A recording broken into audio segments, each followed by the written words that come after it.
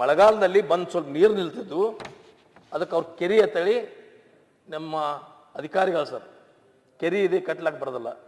ನಾನಲ್ಲಿ ಇವತ್ತು ಅದ್ವಿ ಆತ್ಮವಿಶ್ವಾಸದಿಂದ ಹೇಳ್ತೇನೆ, ಅಲ್ಲಿ ಬಿಲ್ಡಿಂಗ್ ಕಟ್ಟಿದ್ದಾದ್ರೆ ಅದಕ್ಕೆ ಏನಾದರೂ ಧಕ್ಕೆ ಆದ್ರೆ ನನ್ನ ಆಸ್ತಿ ಮಾರಿ ಅದಕ್ಕೆ ನಾ ಎಲ್ಲ ದುಡ್ಡನ್ನು ಕೊಡ್ಲಿಕ್ಕೆ ರೆಡಿ ಇದ್ದೇನೆ ಅಧ್ಯಕ್ಷ. ಏನಿದು ವ್ಯವಸ್ಥೆ ಅಲ್ಲಿ ಬರಬೇಕು. ಮತ್ತು ಬೆಂಗಳೂರದಲ್ಲಿ ಅಧಿವೇಶನದಲ್ಲಿ ನಮ್ಮ ಕಂದಾಯ ಸಚಿವರು ಆ ಸಾಯಿಲ್ ಟೆಸ್ಟ್ ಮಾಡಿ ರಿಪೋರ್ಟ್ ಕೊಡಿ, ಆಮೇಲೆ ನಿಮಗೆ ಕೊಡ್ತೇನೆ ಅಂತೇಳಿ ಜಿಲ್ಲಾಧಿಕಾರಿಗೆ ಒಂದು ಆರ್ಡರ್ ಮಾಡಿರೋ ಅಧ್ಯಕ್ಷರೇ. ಇನ್ನೂವರೆಗೆ ಅದರದ ರಿಪೋರ್ಟ್ ಕೊಟ್ಟಿಲ್ಲ. ಬೆಳಗಾವಿ ಅಧಿವೇಶನ ಆಗಿ 8 ದಿವಸ ಆಯ್ತು ರೀ, ಆಗಸ್ಟ್ದಾಗ ಆಗಿರ್ಬೇಕು, ಐ ಥಿಂಕ್ ಆಗಸ್ಟ್ದಲ್ಲಿ ಆಗಿದೆ, ಆಗಸ್ಟ್ 11ನೇ ತಾರೀಕು ಆಗಿದೆಯಲ್ಲ. ಅಲ್ಲ ಅಲ್ಲಿ ಬೆಂಗಳೂರಲ್ಲಿ ಇಲ್ಲ, ಬೆಂಗಳೂರದಲ್ಲಿ ಆಗಿ ಅವಾಗ ಕೊಟ್ಟಂತ ಇನ್ನೂವರೆಗೆ ಟೆಸ್ಟ್ ಆಗಿಲ್ಲ, ಇನ್ನೂವರೆಗೆ ಅದ್ರ ರಿಪೋರ್ಟ್ ಏನಿಲ್ಲ. ಆಮೇಲೆ ನಾನು ಮಂತ್ರಿ ಹತ್ರ ಕೇಳಿ, ಸರ್ ಒಂದು ಸ್ವಲ್ಪ ಅಲ್ಲಿ ಫೌಂಡೇಶನ್ ಹಾಕ್ಲಿಕ್ಕೆ ಸ್ವಲ್ಪ ಹೆಚ್ಚು ದುಡ್ಡು ಬೇಕಾದ್ರೆ ಕೊಡಿ, ಏನು ತೊಂದರೆ ಆಗ್ತಿದೆ? ಇಲ್ಲ ಇಲ್ಲ, ಇಡೀ ರಾಜ್ಯದಲ್ಲಿ ನಾವು 8 ಜಾಗ 11 ಜಾಗದಾಗ ನಾವು ಪ್ರಜಾಸೌಧವನ್ನು ಕೊಟ್ಟಿದ್ದೇವೆ.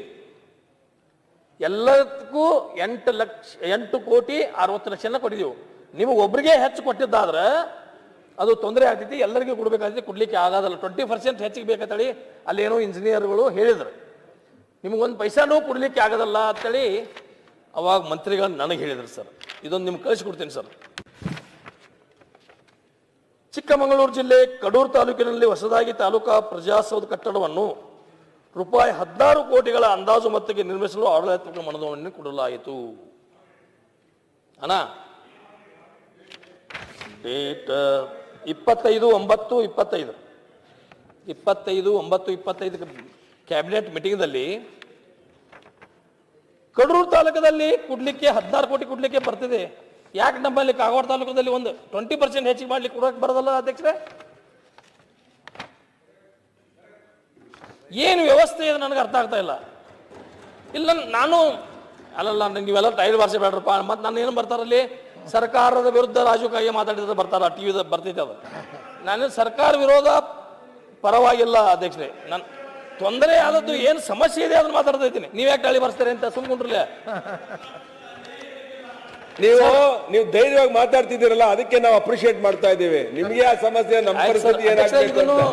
ವಿರೋಧ ಪಕ್ಷದವರಿಗೆ ವಿರೋಧ ಮಾಡ್ಲಿಕ್ಕೆ ಯಾವ್ದು ಸಬ್ಜೆಕ್ಟ್ ಸಿಕ್ಕಿಲ್ಲ. ನೀವು ಸತ್ಯ ಮಾತಾಡ್ತಾ ಇದ್ದೀರಿ, ಮಾತಾಡಿ. ಕಾಂಗ್ರೆಸ್ ಮುಂದು ಅಧ್ಯಕ್ಷರೇ ಮಾತಾಡ್ರಿ, ಮಾತಾಡ್ತಾ ಇದ್ದೀನಿ.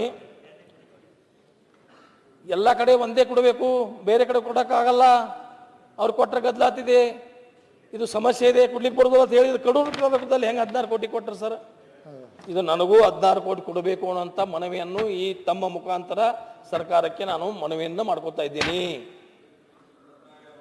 ಒತ್ತಾಯನೂ ಮಾಡ್ತಾ ಇದ್ದೀನಿ. ಯಾಕೆ ಸರ್ ತಾರತಮ್ಯ ಇದು? ಒಬ್ಬರಿಗೆ ಸುಣ್ಣ, ಒಬ್ಬರ ಕಣ್ಣಿಗೆ ಸುಣ್ಣ, ಒಬ್ಬರ ಕಣ್ಣಿಗೆ ಬೆನ್ನಿನ? ನಾವೇನು ಪಾಪ ಮಾಡಿದ್ದೀವಿ ಉತ್ತರ ಕನ್ನಡದವರು? ಇದಕ್ಕಾಗೇ ನಾವು ನಮ್ಮ ಪ್ರತ್ಯೇಕ ರಾಜ್ಯ ಕೊಡಿ, ಎಲ್ಲರೂ ವಿರೋಧ ಮಾಡಿ ಇರುವಾರ ನಾವೊಬ್ಬರೇ ಪ್ರತ್ಯೇಕ ರಾಜ್ಯದ ಕೂಗು ಮಾಡವರೇ.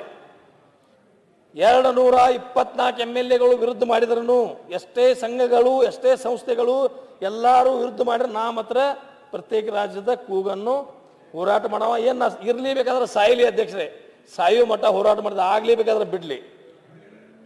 ಈ ಥರ ನಮಗೆ ತೊಂದರೆ ಯಾರಿಗೆ ಹೇಳ್ಕೊಳ್ಳೋದು? ತಡಿಯಣ್ಣ ನೀನು